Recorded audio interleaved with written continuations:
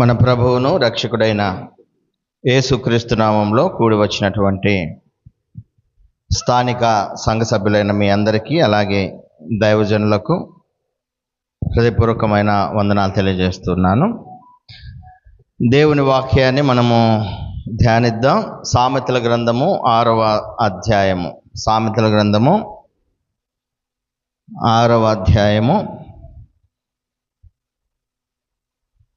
9 నుంచి 11 వచనాలు చూస్తే సోమరి గూర్చి రాయబడింది. సోమరిగా ఉన్నటువంటి వ్యక్తి ఎలా ఉంటాడో రాయబడింది. అయితే ఈరోజు మనం నేర్చుకునే విషయం ఏంటంటే, కుటిలమైన వ్యక్తి గురించి మనం నేర్చుకోబోతున్నాం. అది 12వ వచనం నుంచి 14వ లేదా 15వ వచనం వరకు ఆ వ్యక్తిని గురించి ఇక్కడ రాయబడ్డాయి. పై వచనాల్లోనేమో సోమరి గూర్చి రాయబడితే, ఈ కింద 12వ వచనం నుంచి 15వ వచనం వరకు కుటిలమైన వ్యక్తిని గూర్చి వ్రాయబడింది. ఏం రాయబడిందో చూద్దాం. కుటిలమైన మాటలు పలుకువాడు పనికి మాలిన వాడును దుష్టుడునై ఉన్నాడు. వాడు కన్ను గీటుచు కాళ్లతో సైగ చేయును, వ్రేళ్లతో గురుతులు చూపును. వాని హృదయము అతి మూర్ఖ స్వభావము గలది. వాడెల్లప్పుడూ కీడు కల్పించుచు జగడములు పుట్టించును. కాబట్టి ఆపద వాని మీదకు హఠాత్తుగా వచ్చును. వాడు తిరుగు లేకుండా ఆ క్షణమందే నలగగొట్టబడును. కుటిలమైనటువంటి వ్యక్తులు ఎలా ఉంటారో ఈ వచనాల్లో మనం చూస్తాం. కుటిలము అనేటువంటి దానిని నాటీ అనేటువంటి పదాన్ని ఇంగ్లీష్లో ఉపయోగించాడు. దాని అర్థము చాలా ఉంటాయి. ఇక్కడ వచనాన్ని బట్టి చూస్తే దుర్మార్గుడు అని కూడా అనవచ్చు.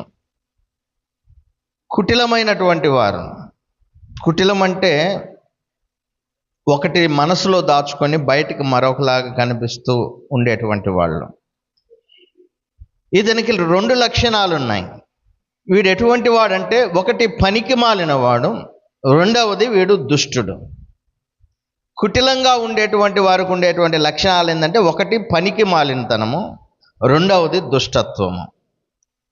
పనికి మాలిన వాడు అనేటువంటి పదానికి ఏమని ఉపయోగించాడంటే, ద మ్యాన్ ఆఫ్ బెలియాల్ లేదా సన్ ఆఫ్ బెలియాల్ అనేటువంటి పదాన్ని ఉపయోగించాడు. బెలియాలు అంటారు తెలుగులో.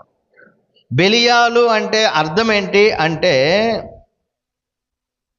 వేస్ట్ ఫెలో లేకపోతే పనికి రానివాడు, పనికి మాలినవాడు అని అర్థం. అసలు పనికి మాలినవాడు అంటే బెలియాలు అని అర్థం. బెలియాలు అంటే పనికి మాలినవాడు అని అర్థం. ఆ తర్వాత వాడు దుష్టుడు.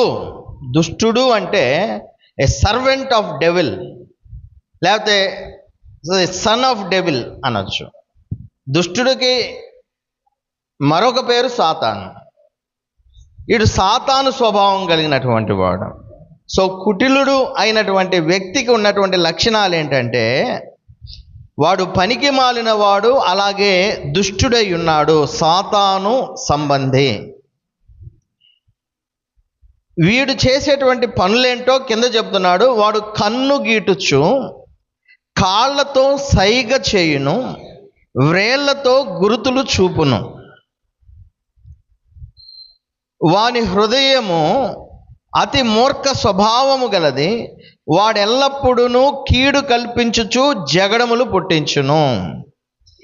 ఈ వ్యక్తి అంట, కుటిలమైనటువంటి వ్యక్తి చేసే పని ఏంటంటే, కీడు కల్పిస్తూ జగడాలు పుట్టిస్తాడు. కీడు కలిగిస్తూ తగాదాలు పుట్టిస్తాడు. జగడాలంటే ఏంటి? తగాదాలు, కొట్లాటలు. సో ఇతనుకున్న లక్షణం అది. ఈ పని చేయటానికి వీడు చేసే పని ఏంటి అంటే, ఎక్కువగా ఈ పదాన్ని ఉపయోగించేది అంటే ఈ విధంగా సైగలు అంటారు కదా, సైగలు చేయటము. సైగలు వేటితో సైగలు చేస్తాడు? కళ్ళతో, కళ్ళు గీటుచు, కాళ్ళతో, వేళ్లతో. సో కళ్ళతో కన్ను గీటుచు, కాళ్ళతో సైగ చేయును, వేళ్లతో గురుతులు చూపును. ఎక్కువగా ఈస్ట్లో ఉన్నటువంటి వారు, అంటే మేబీ మిడిల్ ఈస్ట్ అయి ఉండొచ్చు, అంటే అటున్నటువంటి ఈ ఆఫ్ఘాను ఆ పైన ఉన్నటువంటి ప్రాంతాల్లో జనాలు ఏదైనా ఒక దానిని ఉసిగొల్పటానికి, జనాలను ఉసిగొలిపి వారి మధ్య తగాదాను సృష్టించటానికి వాళ్ళు డైరెక్ట్గా మాట్లాడరు, డైరెక్ట్గా వెళ్ళి విషయం చెప్పరు. వాళ్ళు కొన్ని గుర్తులు చూపిస్తారంట. కళ్ళతో సైగ చేస్తారు, కళ్ళతో గీటుతారు, కన్ను గీటుతారు, కాళ్ళతో సైగలు చేస్తారు, వేళ్లతో ఏం చేస్తారు, గుర్తులు చూపిస్తారంట. అంటే ఉదాహరణకి మీరు చూడండి, ఇట్లా అంటారు పక్క నుండి, అంటే ఇట్లా అంటారు. ఇట్లా అంటే అర్థమైంది, దీనిలో చాలా అర్థాలు ఉంటాయి. నీకెందుకు, నువ్వు నేను చూసుకుంటా అంటే ఇది నోటితో అనే మాటలు చెప్పరు, నోటితో చెప్పరు, సైగలు. ఈ కుటిలమైనటువంటి వ్యక్తి, దుర్మార్గుడు, సాతాను సంబంధి, వాడు ప్రతిసారి చేసే పని ఏంటి అంటే కీడు కల్పించడానికి జగడాలు పుట్టిస్తాడు. ఈ జగడాలను పుట్టించటానికి వాడు ఉపయోగించే సాధనాలు ఏంటి అంటే సైగలు చేయటము. అందుకే చాలా జాగ్రత్తగా ఉండాలి కొంతమంది సైగలు చేసేటువంటి వారి విషయంలో. సైగలే వీళ్ళు మళ్ళా డైరెక్ట్గా హానెస్టీగా ఉన్న విషయాన్ని ముఖం మీద చెప్పరు వీళ్ళు. ఏదన్నా ఒక విషయం ఉంటే ముఖం మీద వెళ్ళి మాట్లాడవచ్చు, కానీ వీళ్ళు అలా మాట్లాడరు. వీళ్ళు పక్క నుండి ఉసిగొలుపుతారు.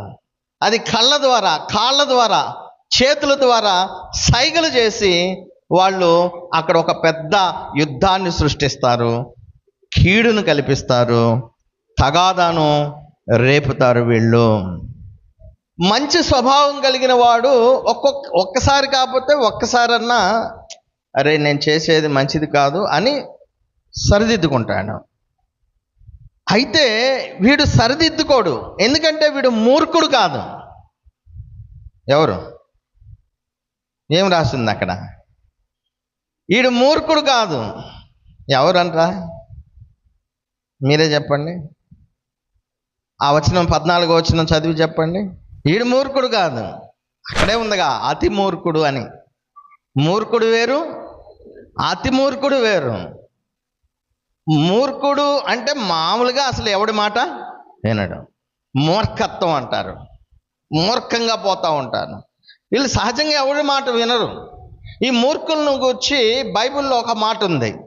సామెతల గ్రంథము 17వ అధ్యాయము 12వ వచనంలో వీళ్ళని గురించి ఏమనుందంటే, పిల్లలను పోగొట్టుకొనిన ఎలుగు బంటిని ఎదుర్కొనవచ్చును కానీ, పిల్లలను పోగొట్టుకుని ఎలుగుబంటిని ఎదుర్కొనవచ్చును కానీ మూర్ఖపు పనులు చేయుచున్న మూర్ఖుణ్ణి ఎదుర్కొనరాదు.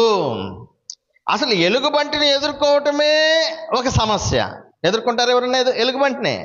ఎందుకంటే చంపేసిద్ది. అది పిల్లలను పోగొట్టుకున్న ఎలుగుబంటి అయితే అసలు ఒక కుక్కే చూడండి, వీధిలో కుక్క ఉందనుకోండి, అది పిల్లలు పెట్టింది అనుకోండి, జనాలు అంటారు అరే ఆ దారిని పోవద్దు. ఎందుకు? ఈంతే పిల్లల విషయంలో అది చాలా జాగ్రత్తగా ఉంటుంది. కుక్క ఏందండి, కోళ్ళు ఏందండి, కోళ్ళు కూడా ఎంబడబడి పొడుస్తాయి కదా, ఎందుకంటే పిల్లల కోసం అది అంత త్యాగం చేస్తాయి చిన్న చిన్న జంతువులు. మరి ఎలుగుబంటి వీటికి మించింది కదా ఇది. అసలు దీన్ని ఎదుర్కొంటే అసలు తట్టుకోలేరు. సో ఇక్కడ విషయం ఏంటంటే ఎలుగుబంటిని ఎదుర్కోవటమే ఒక సమస్య అయితే పిల్లల్ని పోగొట్టుకున్న ఎలుగుబంటిని ఎదుర్కోవటం అస్సలు కుదరదు. ఇక్కడ ఈ ఇద్దరికి మించినోడు ఒకడు ఉండంట. ఎవరాడు? మూర్ఖుడు. ఈ ఇద్దరినైనా ఎదుర్కోవచ్చే కానీ మూర్ఖుడిని, మూర్ఖపు పనులు చేసేవాడిని మాత్రము ఎదుర్కోరాదు అంటాడు. అందుకే మూర్ఖుడు వాడు మూర్ఖపు పనులు చేస్తున్నప్పుడు చక్కగా మన పని మనం చేసుకోవటం మంచిది. వాడితో వాగ్వాదాలు పెట్టుకోవద్దు, వాడితో మాటలు పెట్టుకోవద్దు. వాడి పని వాడు చేయని, ఎందుకంటే వాడు మూర్ఖుడు, ఎవరి మాట వినడు. అయితే ఇక్కడున్న ఈ కుటిలుడంట మూర్ఖుడు కాదు, ఎవరు? అతి మూర్ఖుడు. అతి మూర్ఖుడు అంటే వీడిలో ఏదైనా మార్పు వస్తుందా అంటే మార్పు రానే రాదు. వీడి ఆలోచనలు, వీడి ఉద్దేశాలు ఏంటంటే కళ్ళతో, కాళ్ళతో, వేళ్లతో సైగలు, గుర్తులు చేసి తగాదాను రేపుతాడు. సో ఇటువంటి వాడిని కనిపెట్టుకొని ఉండాలి మనము. వాడికి దూరంగా వెళ్ళిపోవాలి, దూరంగా వెళ్ళిపోవాలి.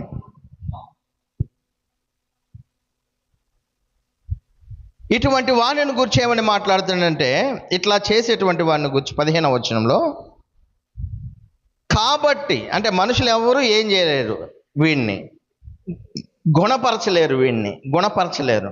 గుణపరచడం అంటే ఏదన్నా పుండు గుణపరచడం అంటే బాగు చేయటం అని అర్థం.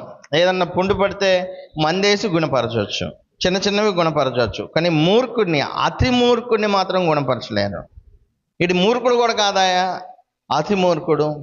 సో వీడిని గుణపరచలేము కాబట్టి వీనికి ఒకటే సొల్యూషన్. ఏంటి? నా కింద వచనం చెబుతున్నాడు. సొల్యూషన్ ఒక్కటే, అదేంటంటే, కాబట్టి ఆపద వాని మీదకి హఠాత్తుగా వచ్చును, వాడు తిరుగు లేకుండా ఆ క్షణమందే నలగగొట్టబడును. వీడికి మార్పు చేసుకోవటం ఇష్టం లేదు కాబట్టి ఇటువంటి వాని మీదకి హఠాత్తుగా ఆపద వస్తుంది. హఠాత్తుగా అంటే అనుకోని రీతిగా, ఉండట్టుండి, ఊహించకుండా. దీన్ని యాక్సిడెంట్ అంటారు. మనం యాక్సిడెంట్ అంటారు. యాక్సిడెంట్ అంటే ఊహించి వస్తుందా? ఇప్పుడు పైనుండి పిడుగుపడి చచ్చిపోయారంటారు. పిడుగుపడేటప్పుడు ఎవరికైనా తెలుసా? నువ్వు కొంచెం కూడా నువ్వు చూడండి, పిడుగుపడేటప్పుడు ఎవరు అంటే అది పడే ప్రాంతంలో ఉంటే అస్సలు తప్పించుకోలేరు. జస్ట్ సెకండ్, అంతే, సెకండ్. దీన్నే హఠాత్తుగా.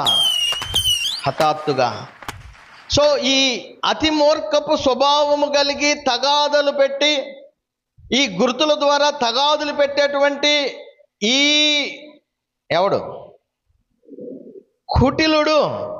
కుటిలమైనటువంటి వానికి శిక్ష వస్తుంది. ఆ శిక్ష హఠాత్తుగా వస్తుంది. ఆ క్షణమందే తిరుగు లేకుండా వాడు నలగగొట్టబడును. నష్టపోతారండి. కుటిలంగా ప్రవర్తిస్తే నష్టపోతారు. పక్కవారికి గొడవలు పెట్టి, తగాదాలు పెట్టి, నువ్వు ఇక్కడ ఏదో చూద్దాం బాగుందిలే అని నువ్వు నవ్వుకుంటూ ఇక్కడ ఉన్నావు అనుకోండి, ఎందుకంటే నీ మూర్ఖ స్వభావం అటువంటిది. ఆ పని నువ్వు చేస్తే దానివల్ల నష్టపోతావు.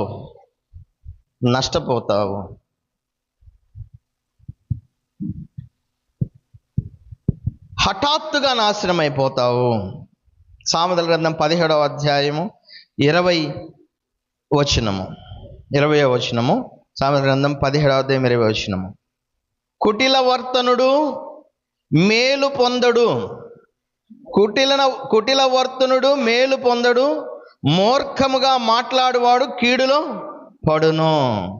కుటిలవర్తనుడికి మేలు జరగదు, కీడులో పడతాడు. నా మూర్ఖం నాది, నా హృదయం నాది, నువ్వెవడువు చెప్పటానికి? నువ్వు చెబితే వినేదేంది? నేను ఎవడి మాట వినను, అసలు మా తల్లిదండ్రుల మాట వినను, అసలు దేవుడని ఆయన మాటే విన్ను. ఓరి నాయనా, వినకపోతే వినకపోయావులే, కానీ నష్టం మాత్రం వాటిల్లుద్ది. బైబిల్ అదే చెప్తుంది. ఆ నష్టం ఎట్లా వస్తుందంటే హఠాత్తుగా వస్తుంది, తిరుగు లేకుండా నాశనం అయిపోతారు. సామెతల గ్రంథం 15వ అధ్యాయము 4వ వచనము, 15వ అధ్యాయము 4వ వచనము, సాత్వికమైన నాలుక జీవవృక్షము, దానిలో కుటిలత ఉండిన ఎడల ఆత్మకు భంగము కలుగును. సాత్వికమైన నాలుక జీవవృక్షము, దానిలో కుటిలత ఉండకూడదు. సాత్వికమైన నాలుక అంటే మన నాలుకతో సాత్వికమైనటువంటి వాటిని మనం పలుకుతాము, మాట్లాడతాము, మంచి మంచి విషయాలు చెప్తాము, ఇది అది అది ఇట్లా అని మంచి మంచి విషయాలు ఇతరులతో మాట్లాడుతూ ఉంటాము. కానీ దీనిలో కుటిలత ఉంటే, అంటే కొంతమంది మాట్లాడుతూనే ఉంటారు, బాగానే మాట్లాడుతుంటారు, మంచిగానే మాట్లాడుతుంటారు, మనకు అనుకూలంగా ఉన్నట్టే మాట్లాడుతుంటారు, నువ్వు గొప్పోడివి అంటారు, ఇంకొకటి అంటారు. నాలుకలతో మంచిదే, కానీ ఆ నాలుకలోనే కుటిలత ఉంటుంది కొంతమందికి. కుటిలం అంటే ఆ కనిపించని సంథింగ్. అది ఎప్పుడైతే ఆ కుటిలత ఉంటుందో అది ఆత్మకు భంగం చేస్తుంది. ఆత్మకు భంగం అంటే నేను ఇంగ్లీష్లో చదువుతా చూడండి.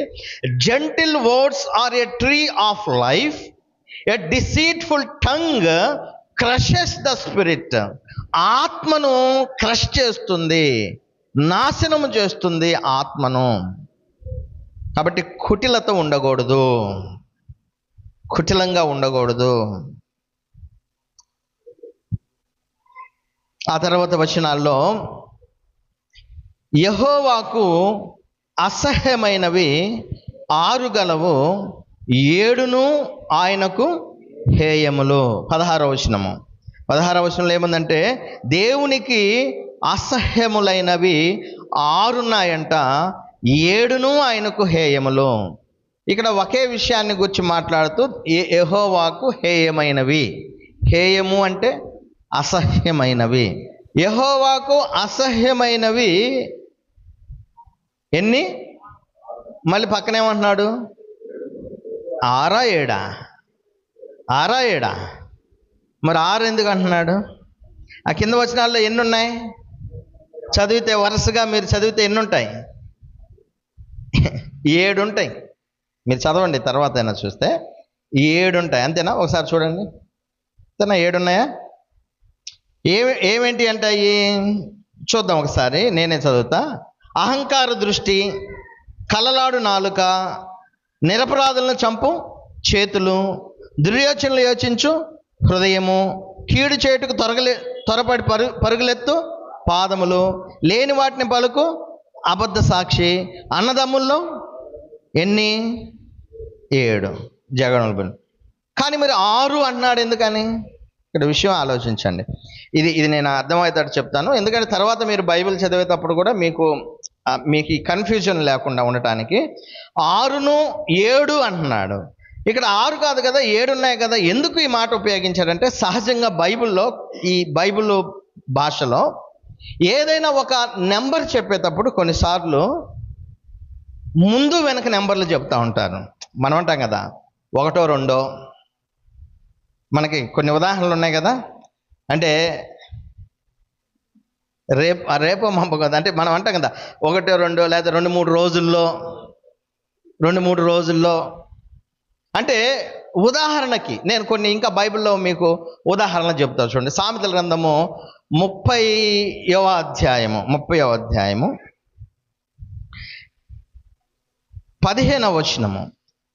వచనము.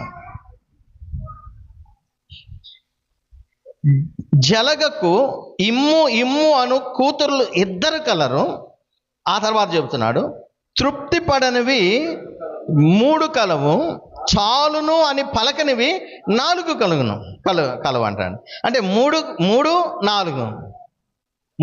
4 పక్కనే.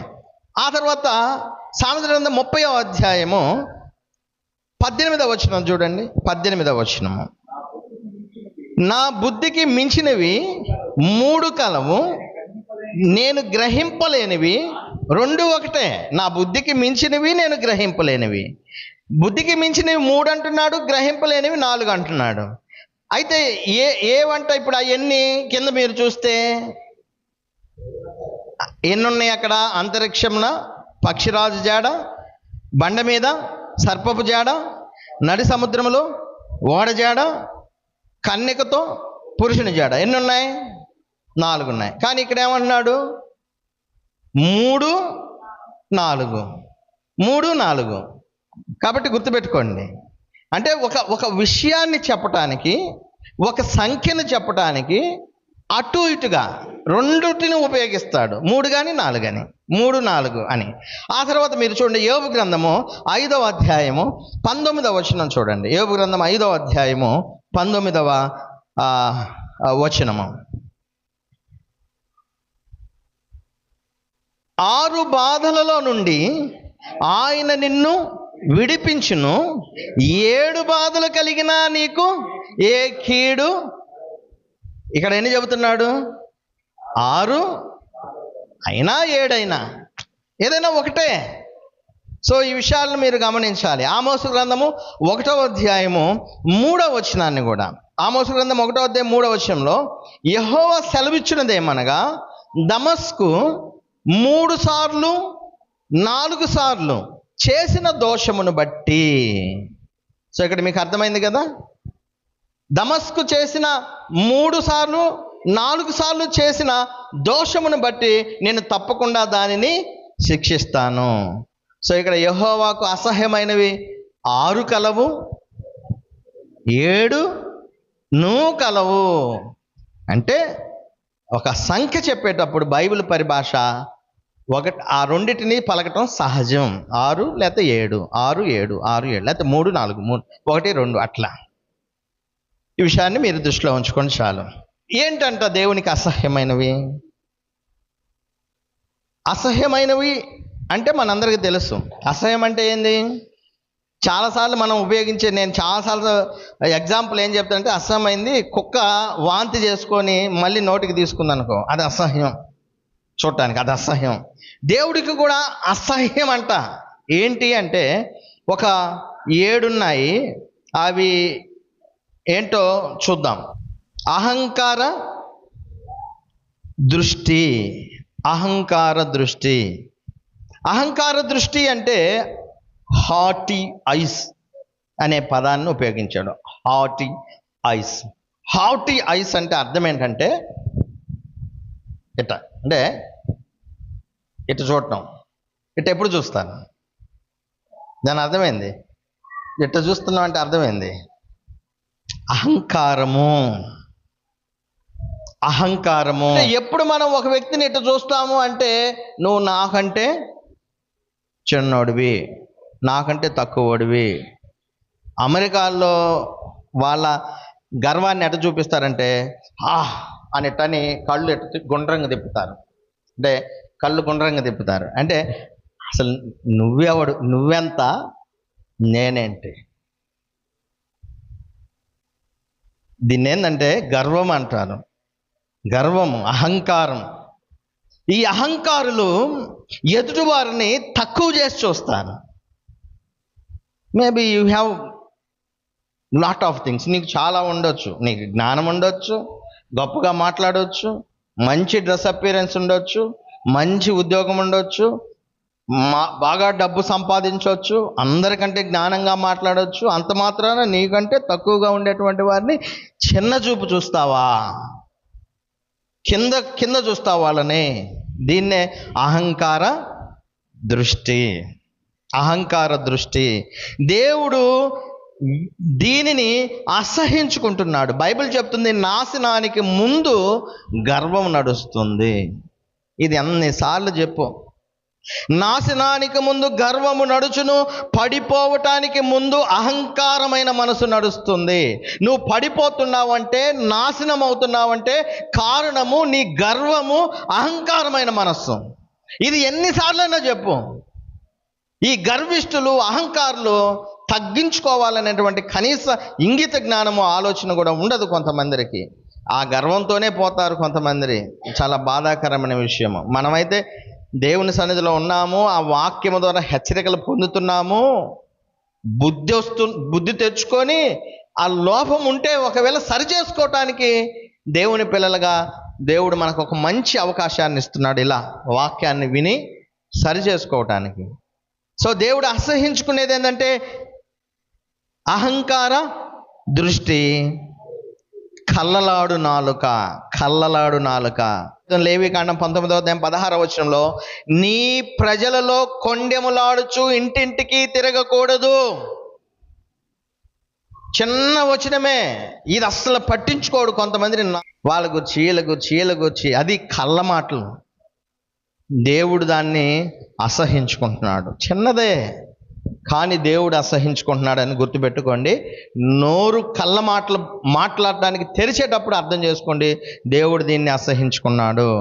తర్వాత నిరపరాధులను చంపు చేతులు. ఒక చిన్న ఉదాహరణ మీకు చెప్తాను. దావీదు సౌలు చంపుతాడు అని చెప్పి సౌలుకి దొరకకుండా పారిపోతూ ఉన్నాడు. ఆయన ఒక యాజకుని దగ్గరికి వెళ్తాడు. ఆ యాజకుని దగ్గరికి వెళితే ఆ యాజకుడికి ఇదంతా తెలియదు. దావీదుకి సౌలుకి ఏదో జరుగుతున్నట్టు అదేమీ తెలియదు.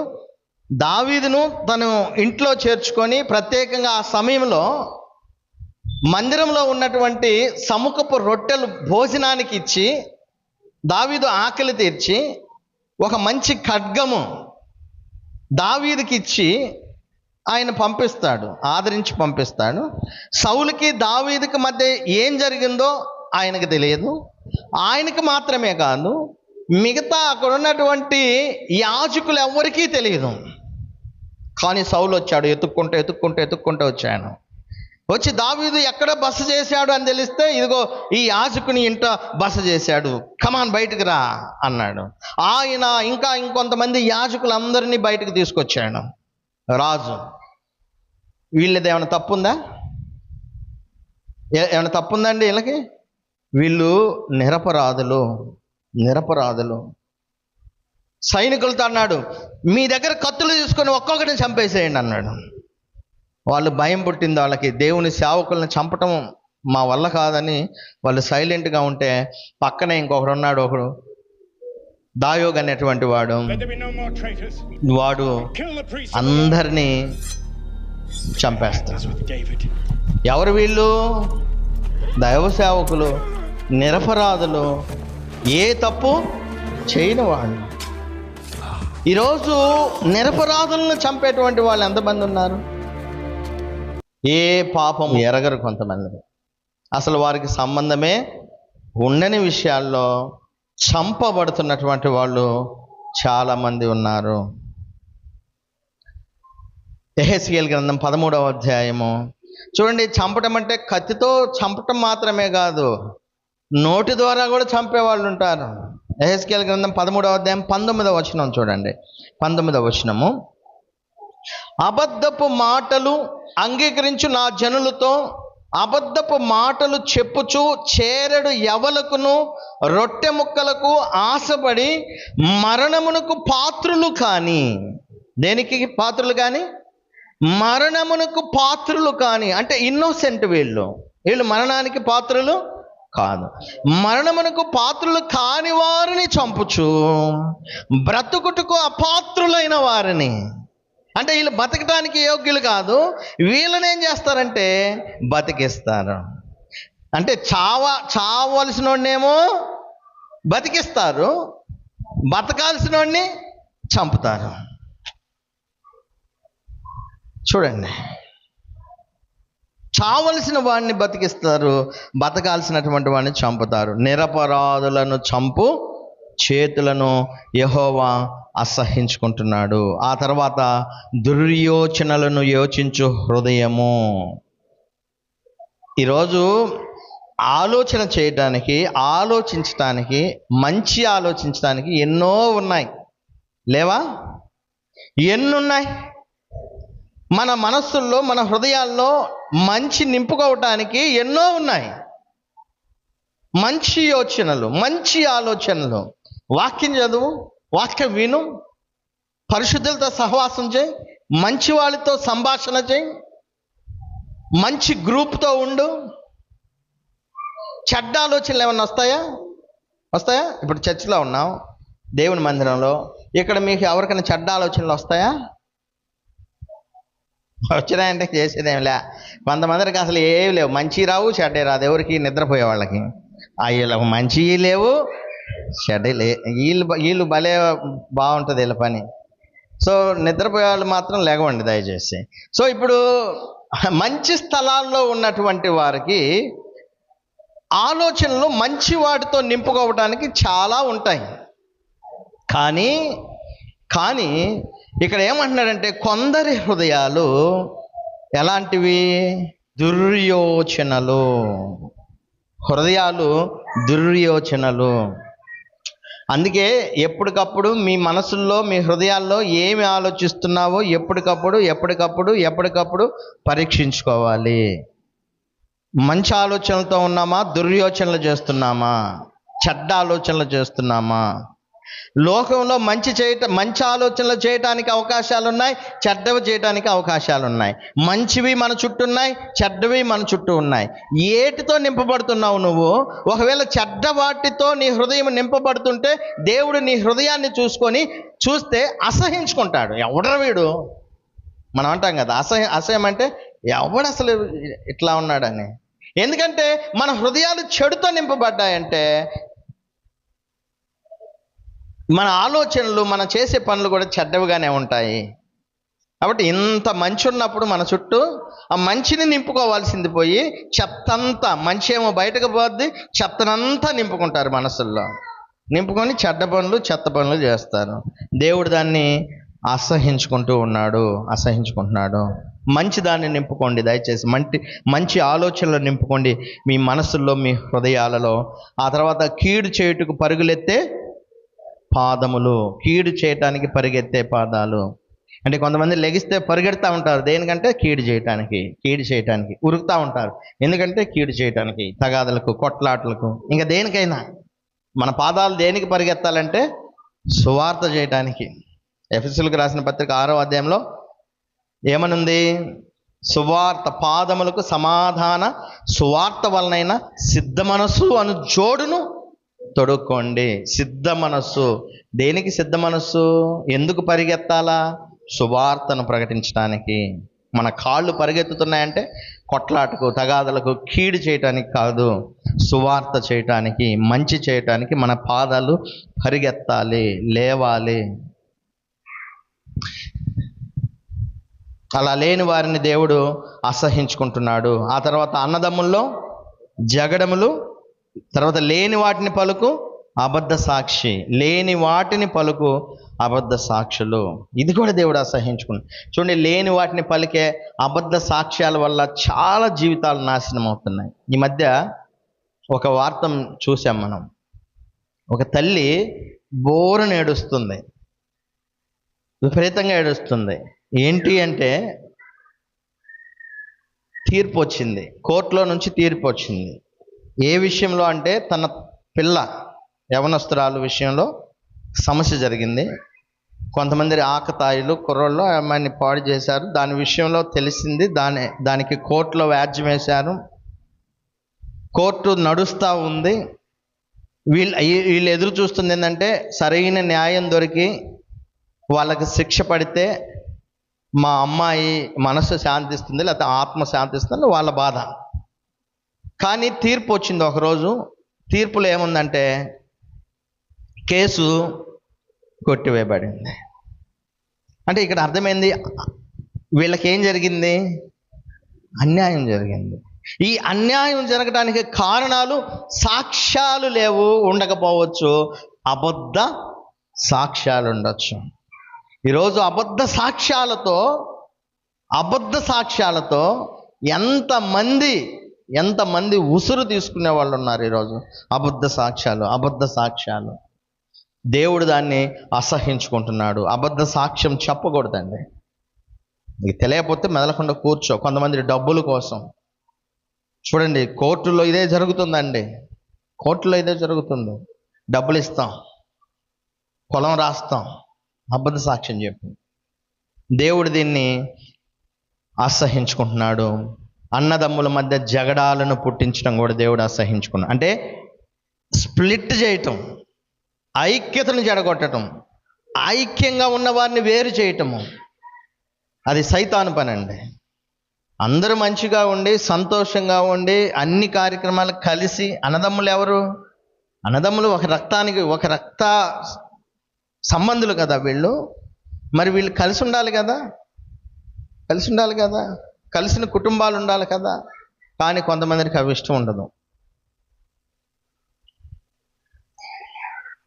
అన్నదమ్ముల మధ్య జగడాలు పుట్టించేవాళ్ళు, వేరు చేసేవాళ్ళు, ఈ యూనిటీని చెడగొట్టేవాళ్ళు అంటే దేవునికి అసహ్యము.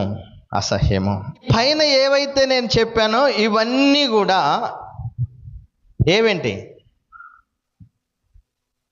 అహంకార దృష్టి, తర్వాత కలలాడు నాలుక, ఆ తర్వాత నిరపరాధులను చంపే చేతులు, ఆ తర్వాత కీడు చేయటానికి పరిగెత్తిలే పాదాలు, దుర్యోచనలు యోచించే హృదయము, అబద్ధ సాక్ష్యం చెప్పే నాలుక. ఇవన్నీ అసలు పైనోడికి వర్తించేవి. ఇవన్నీ కూడా పైన ఎవరున్నారు? కుటిలుడు. పైన చెప్పిన ఎవరు? మనం కుటిలుడు. ఈ కుటిలుడు ఉపయోగించే సాధనాలు ఏంటి? గురుతులు. దేంతో? వేళ్లతో, కాళ్ళతో, కళ్ళతో గురుతులు. సో ఇక్కడ విషయం ఏంటంటే అసలు చెడ్డ ఎక్కడో లేదు. ఎక్కడుంది? ఇంకో 6 అడుగులు. ఈయన మాత్రం నువ్వు 5 ఉండొచ్చేమో కానీ ఉదాహరణ చెబుతున్నా, 6 అడుగుల మనిషిలో ఉంది మొత్తం. అంతే కదా. ఇక్కడ ఇప్పుడు దుర్యోచనలు, ఇంకా కీడు, జగడాలు పుట్టించటము, అహంకార దృష్టి, ఇవన్నీ చేస్తుంది ఏంటి?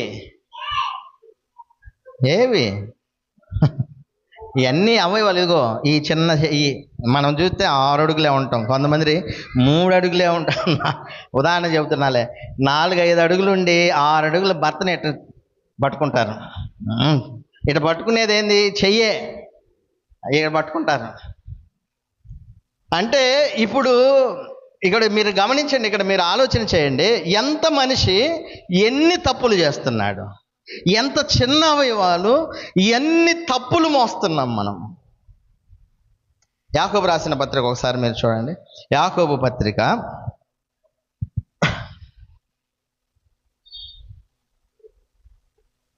4వ అధ్యాయము 1వ వచనం చూడండి ఒకసారి. 4వ అధ్యాయము 1వ వచనం.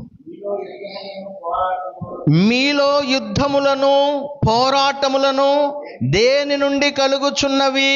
యుద్ధాలు పోరాటాలు దేని నుండి కలుగుచున్నవి? మీ అవయవాలలో పోరాడు మీ భోగేచ్ఛల నుండియే కదా. ఈ అవయవాల్లో పోరాడే భోగేచ్ఛలు, ఈ అవయవాల్లో భోగేచ్ఛలు ఉన్నాయి. చెయ్యి ఒక పని చేయాలంటది, కాలు ఒక పని చేయాలంటది, కన్ను ఒక పని చేయాలంటుంది, హృదయం ఒక పని చేయాలంటుంది. ఏం పనులు? మంచివా? కాదు. చూడండి, ఇంత మనిషి మొత్తాన్ని నాశనం చేయొచ్చు, పెద్ద సమూహాన్ని నాశనం చేయొచ్చు. ఇంత మనిషి అందరినీ సంతోషపెట్టచ్చు, అందరికీ మంచి చేయొచ్చు. అవునా కాదా? ఇంత చిన్న మనిషి మంచి చేయొచ్చు ఒక పెద్ద గుంపుకి, ఇంత చిన్న మనిషి ఒక పెద్ద గుంపుకి నాశనం చేయొచ్చు. ఈ అవయవాలకు అంత శక్తి ఉంది. ఈ నోటికి శక్తి లేదా? లేకపోతే మీరు ఎందుకు నవ్వుతారు? ఎందుకు హావభావాలు చూపిస్తారు? నేను ఎందుకు హావభావాలు చూపిస్తా? నోటికి శక్తి ఉంది, కళ్ళకు, కాళ్ళకు, మనిషి యొక్క అవయవాలకు, మనిషి యొక్క ఆలోచనలకు పవర్ ఉంది, శక్తి ఉంది. అది మంచిది చేయొచ్చు, చెడును చేయొచ్చు. కానీ ఇక్కడ వీళ్ళు చేస్తుంది ఏంటంటే చెడు చేస్తున్నారు. దయచేసి క్రైస్తవులుగా మీరు గుర్తుపెట్టుకోండి, ఏది చేయాలన్నా మన చేతిలోనే ఉంది. మన హృదయాల్లోనే ఉంది, మన ఆలోచనలోనే ఉంది, మన మనస్సుల్లోనే ఉంది. ఛీ అనుకుంటే ఆపేయచ్చు, లేదు చేస్తా అంటే చేయొచ్చు. ఈ 2 వచనాలు చెప్పి నేను ముగిస్తాను. చూడండి, రోమీలకు రాసిన పత్రిక 3 వచనాలు. రోమీలకు రాసిన పత్రిక 6వ అధ్యాయము 13వ వచనము. మరియు మీ అవయవాలంటే ఇప్పుడు చెప్పాం కదా, అన్నీ, కన్ను, కాలు, చెయ్యి, నోరు, నాలుక, హృదయము, మీ అవయవములను దుర్నీతి సాధనములుగా పాపమునకు అప్పగింపకుడి. మీ అవయవాలలో పోరాడే భోగేచ్ఛలుంటాయి, దీనివల్లే మీలో కొట్లాటలు, తగాదాలు, యుద్ధాలు జరుగుతున్నాయి. కాబట్టి మీ అవయవాలను దుర్నీతికి సాధనాలుగా అప్పగించొద్దు. అది మీ చేతిలోనే ఉంది, అప్పగించొద్దు. అయితే మృతులలో నుండి సజీవులు అనుకొని మిమ్మును మీరే దేవునికి అప్పగించుకోండి. అవును, దేవుడు నిన్ను రక్షించాడు కదా, చచ్చేవాడిని, ఆత్మీయంగా చచ్చిపోయిన దానిని, పాపముల చేత, అపరాధముల చేత చచ్చిన వారిని క్రీస్తు ద్వారా దేవుడు మరలా బ్రతికించాడు కదా. మృతులో నుండి నువ్వు బయటకు వచ్చావు, చావులో నుండి బయటకు వచ్చావు. సో మృతుల్లో నుండి సజీవులు అనుకొని మిమ్ముని మీరే దేవునికి అప్పగించుకొనుడి. మీ అవయవములను నీతి సాధనములుగా దేవునికి అప్పగించుకోండి. మీ అవయవాలను నీతికి సాధనాలుగా దేవునికి ఇవ్వండి. ఇది చెప్పటం సులువే కానీ చేయటం చాలా కష్టం. ఎందుకంటే once after we left this church building, ఒక్క అడుగు అటు బయటకు వేసామంటే